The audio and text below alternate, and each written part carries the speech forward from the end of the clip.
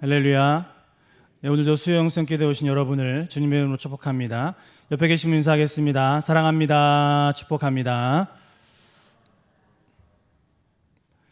네, 오늘 본문 말씀 잠언 5장은 음행으로 대표되는 악한 행실에 대한 경고의 초점을 맞추고 있는 말씀인데요.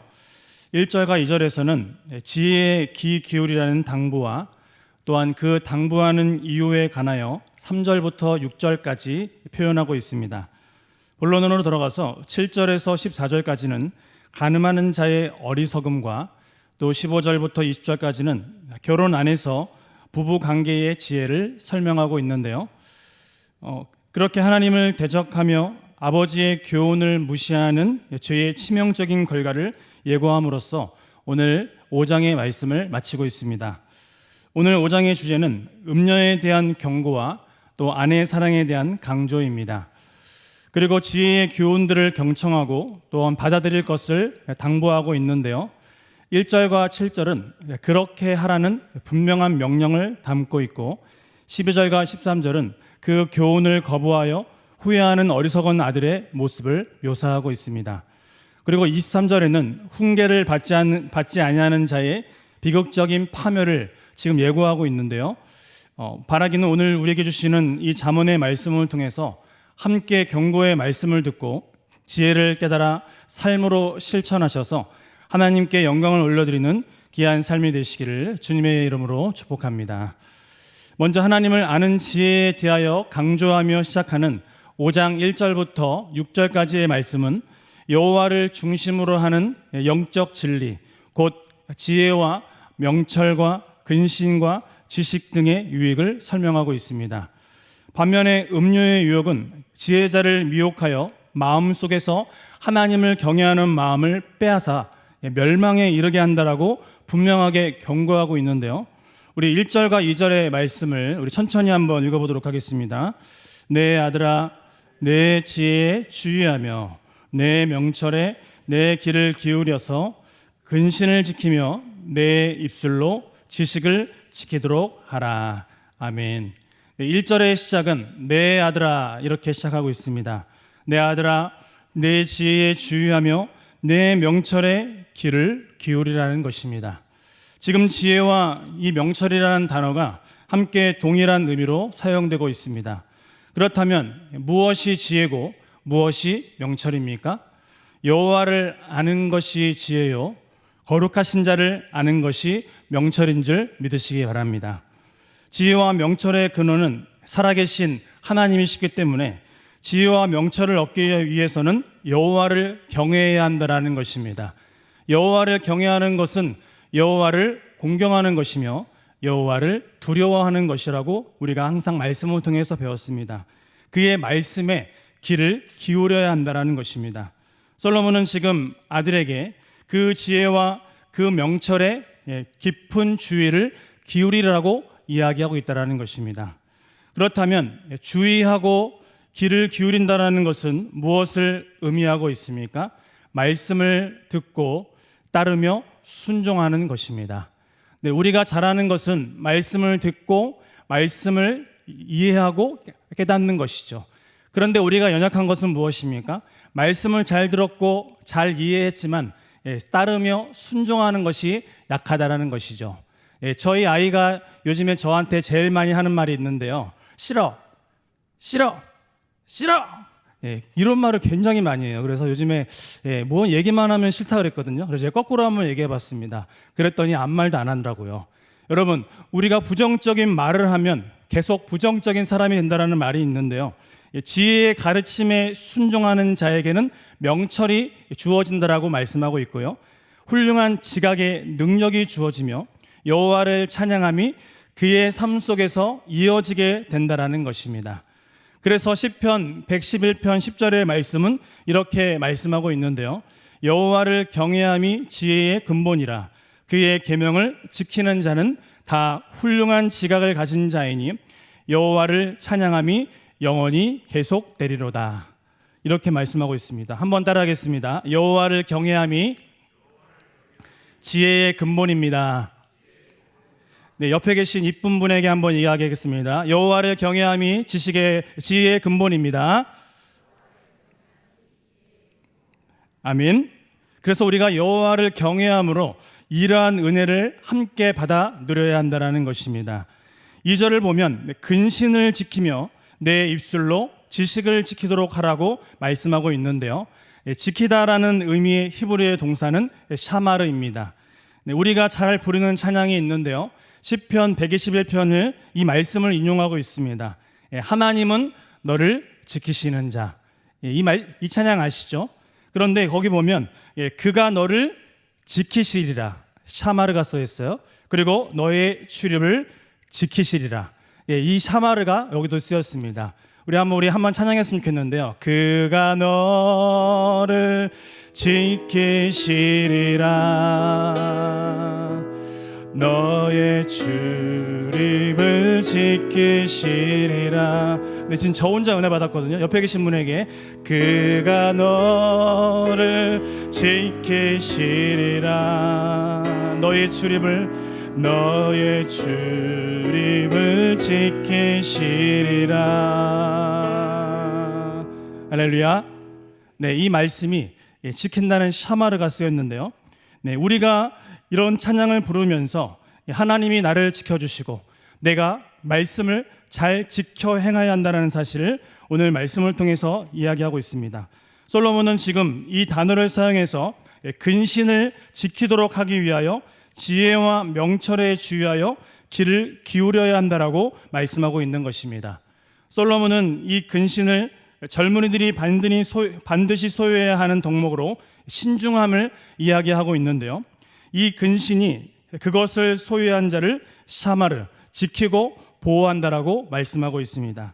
그래서 전에 들었던 잠언 1장 4절의 말씀을 통해서 지혜와 명철의 훈계를 어리석은 자를 슬기롭게 하며 젊은 자들에게 지식과 근신을 주기 위한 것이라고 말씀하고 있다라는 것입니다. 그리고 내 입술로 지식을 지키도록 하라고 명령하고 있는데요. 왜냐하면 지혜로운 자는 입술을 통해서 지혜로운 말을 내뱉고 또 악한 자는 그 입술을 통하여 악한 말들을 쏟아내기 때문입니다. 그래서 잠언 10장 21절의 말씀을 보면 의인의 입술은 여러 사람을 교육하나 미련한 자는 지식이 없어 죽느니라 이렇게 말씀을 하고 있습니다. 그래서 잠언의 저자인 솔로몬은 지키다는 말을 2번 사용하면서 주의 언약과 지혜자의 훈계를 충실히 지키라고 지금 명령을 하고 있습니다. 왜냐하면 율법을 지키는 자는 지혜로운 자요 훈계를 굳게 지키는 자는 생명을 얻을 것이기 때문입니다. 3절부터 6절까지의 말씀을 보면 음녀에 관한 교훈을 하고 있는데요. 솔로몬이 지금 이 음녀의 유혹을 특별히 경계하고 있는 이유가 무엇입니까? 그것이 근신과 지식을 지키는 일에 큰 방해가 되기 때문입니다. 사실 이 음녀에 관한 교훈은 잠언에서 여러 번 반복되고 있는데요. 지난 2장의 말씀과 오늘 5장의 말씀 그리고 6장과 7장의 말씀을 통해서 이것을 경고하고 있습니다. 3절의 말씀인데요. 대저 음녀의 입술은 꿀을 떨어뜨리며 그의 입은 기름보다 미끄러우나 이 음녀는 불법적인 것이라는 의미를 담고 있는데요. 이 말은 2장 16절에 등장하는 말로 호리는 이방 계집과 동일시되어 사용되고 있습니다. 이 입술과 입은 마음속에 있는 그 선과 악이 나오는 통로로서 음녀의 입과 그 입술은 꿀을 떨어뜨리며 그의 입은 기름보다 미끄럽다라는 것입니다. 한편 그의 입이 기름보다 미끄럽다라는 표현은 아첨하는 자의 입을 묘사하고 있는데요. 이것은 결국 지혜로운 말이 사람을 생명으로 이끄는 것과는 대조적으로 유혹하는 말과 또 아첨하는 말은 사람을 파멸로 이끌기에 반드시 우리가 경계해야 한다라고 말씀하고 있습니다. 우리 4절부터 6절까지의 말씀을 다 같이 읽도록 하겠습니다. 나중은 쑥같이 쓰고 두나에 가진 칼같이 날카로우며 그의 걸음은 수월로 나아가나니 그는 생명의 평탄한 길을 찾지 못하며 자기 길이 든든하지 못하여도 그것을 깨닫지 못하느니라. 아멘. 네, 4절에 지금 처음 시작이 나중은이라고 써 있는데요. 나중은이라는 말을 원어로 보면 그러나 그녀의 마지막은 이렇게 번역할 수 있습니다. 그러나 그녀의 마지막은, 즉 음녀의 유혹하는 말과 아첨하는 말을 따라가는 자는 결국 쑥과 같이 쓰고 두날 가진 칼과 같이 날카로운 비극적인 운명을 맞이한다라는 것이죠. 성경은 이렇게 음녀와 함께하는 자의 마지막을 결코 순탄하지 못하고 위험에 처하게 되며 또 결국은 시디슨 파멸을 맞이하게 된다는 경고를 하고 있다는 것입니다. 5절은 왜 이렇게 음녀를 따라가는 것이 멸망으로 인도하는 것인가를 말하기 위하여 음녀의 길을 지금 묘사하고 있는데요. 대구법으로 이루어진 5절은 발과 걸음, 또 사지와 수월이 평행을 이루고 있습니다. 그녀의 발, 사지, 즉 그녀의 발은 죽음으로 내려가는 발들이라고 말하고 있는데요. 음녀의 발은 생명이 아니라 사망의 어두운 길로 인도한다라는 것입니다. 여기서 등장하는 수월은 지옥, 죽은 자들의 처소로 묘사되고 있는데요. 음녀를 따르던 그 발은 하나님과 완전히 분리된 곳으로 나아가며 곧 이것은 헤어나올 수 없는 영원한 죽음으로 인도한다라는 것이죠. 그래서 이것을 아무런 소망이나 기쁨이 없는 상태를 묘사하고 있는 말씀입니다. 6절에 보면 그는 생명의 평탄한 길을 찾지 못하며 자기 길이 든든하지 못하여도 그것을 깨닫지 못하느니라 말씀하고 있다는 것입니다. 내 발로 내 지각으로 갔지만 그것이 잘못된 길이라는 것을 내가 온전히 깨닫지 못한다라고 말씀하고 있다는 것입니다. 이 생명의 평탄한 길은 5절의 말씀을 통해서 사지로 내려가며 수월로 내려가는 길과 대조를 이루고 있는데요. 오늘 성경은 생명의 평탄한 길은 어떻게 찾을 수 있다라고 말씀하고 있습니까? 음녀의 유혹으로부터 벗어남으로 찾을 수 있다라고 말씀하고 있습니다. 그러나 이 음녀는 그 길을 찾지 못하게 할 뿐만 아니라 깨닫지 못하게 한다라는 것입니다. 다시 말하면 음녀는 죄로 말미암아 비틀거리는 위험한 상황에 처하게 하면서도 그것을 미처 깨닫지 못하게 만든다라고 말씀하고 있다라는 것입니다. 우리가 세상을 사랑하면 우리가 하나님의 말씀을 깨닫지 못하고 하나님의 말씀을 온전히 나아가지 못한다라고 이야기하는 것과 마찬가지라는 것입니다. 우리가 세상이 아닌 하나님의 말씀을 사랑하는 저와 여러분의 인생이 되시기를 바랍니다. 그러므로 날마다 우리는 하나님의 그 말씀의 지혜로 교훈을 얻어야 합니다. 바라기는 오늘 하나님의 말씀을 오늘도 묵상합니다. 그리고 오늘도 그 지혜를 깨달아 우리의 삶에 잘 적용함으로써 교훈을 얻는 지혜로운 저와 여러분의 삶이 되시기 바랍니다. 이제 7절부터 14절까지의 말씀은 지혜자로 하여금 음녀의 유혹에 대하여 철저히 경계하라고 촉구하고 있는데요. 7절과 8절에서 음녀의 유혹에 빠지지 않기 위하여 먼저 무엇을 말씀하고 있습니까? 하나님의 말씀에 굳건히 서라고 말씀하고 있습니다. 찬송과 주님 약속하신 말씀 위에서의 가사처럼 영원하신 말씀 위에 굳게 서야 한다라는 것입니다. 그리고 9절에서 14절은 음료의 유혹을 피하지 못하여 초래하게 될 결과들을 제시하고 있는데요. 7절과 8절의 말씀을 우리 한번 다 같이 읽어보도록 하겠습니다. 그런즉 아들들아 나에게 들으며 내 입의 말을 버리지 말고 내 길을 그에게서 멀리하라. 그의 집 문에도 가까이 가지 말라. 아멘. 7절부터 마지막까지는 더욱 점층적으로 성적인 유혹을 경계하라는 내용을 담고 있는데요. 7절은 이렇게 시작합니다. 그런즉 아들들아 나에게 들으며 내 길을 그에게서 멀리하라. 나에게 들으며 내 길을 그에게서 멀리하라고 말씀하고 있습니다. 이 말은 무엇을 의미하고 있습니까? 이제 내 말을 들으라. 그리고 내 길을 음녀에서 멀리하라고 말씀하고 있다라는 것입니다. 내 훈계를 저버리는 자는 궁핍과 수욕을 당하지만 내 말을 듣고 그것을 멀리하는 지혜로운 아들은 훈계를 붙잡아 존령을 얻는다라고 말씀하고 있습니다. 잠언 13장 1절은 분명히 우리에게 말씀하고 있는데요. 지혜로운 아들은 아비의 훈계를 들으나 거만한 자는 꾸지람을 즐겨 듣지 아니하느니라, 이렇게 말씀하고 있습니다. 그래서 8절의 말씀에서 근신과 지식을 붙잡고 그것으로부터 너를 지키기 위해서는 음녀의 길을 멀리하고 그 진문에도 가까이 가지 말라고 명령하고 있다라는 것입니다. 말씀을 자세히 보면 지금 멀리하라라는 긍정 명령문과 가까이 하지 말라는 부정 명령문이 동시에 쓰였습니다. 그렇다면 성경에서 말씀하는 멀리하라라는 것은 어떻게 하라는 것입니까? 혼합되지 않는 것입니다. 세상에서 우리가 그리스도인으로서 거룩하게 구별되는 것입니다. 레위기 19장 2절에서 이렇게 말씀하셨는데요. 너희는 거룩하라. 이는 나 여호와 너희 하나님이 거룩함이니라. 세상에서 안 믿는 자들과 똑같이 행동하지 말고 다르게 살라라고 주님은 말씀하고 있다라는 것입니다. 그것이 거룩이며 구별됨입니다. 그래서 지금 음녀의 유혹에 빠져서 악한 행한 일들을 멀리하라고 주님은 우리에게 경고하고 있다라는 것입니다. 그런데 악을 멀리하라는 것은 반대로 또한 무엇을 의미하고 있습니까? 선을 가까이 하는 것을 의미하고 있습니다.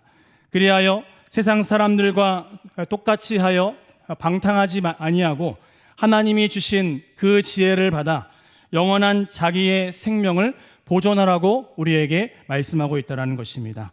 그래서 음녀로부터 멀리할 뿐만 아니라 그녀의 집 문에도 가까이 가지 말라라고 우리에게 이야기하고 있다는 것입니다. 이것은 무엇을 의미할까요?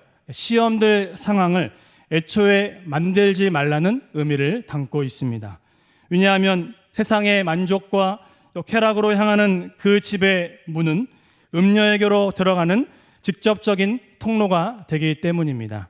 그래서 우리의 영혼이 상하기 때문에 내 영혼이 파멸될 수 있기 때문에 그렇게 하지 말라라고 오늘 부정적인 말로 우리에게 표현하고 있다는 것이죠. 9절과 11절을 보면 그렇게 음녀와 친밀한 관계를 맺음으로써 일어나는 결과에 대해서 묘사하고 있는데요. 우리 마지막으로 9절과 11절까지의 말씀을 다 같이 읽도록 하겠습니다. 두렵건대 내 존영이 남에게 잃어버리게 되며 내 수완이 잔인한 자에게 빼앗기가 될까 하노라. 두렵건대 타인이 내 재물로 충족하게 되며 내 수고한 것이 외인의 집에 있게 될까 하노라. 두렵건대 마지막에 이르러 내 몸, 내 육체가 쇠약할 때에 내가 한탄하여. 아멘. 지금 9절에서 11절의 말씀을 보면 지혜자가 두렵건대라는 말을 3번이나 반복해서 사용하고 있는데요. 솔로몬은 계속해서 강조하고 있습니다. 두렵건대 내 존영이, 즉 하나님의 형상과 그분의 백성으로서의 영광을 남에게 넘겨준다는 것이 다시 회복할 수 없는 어리석은 행위다라는 사실을 우리에게 분명히 경고하고 있다는 것입니다.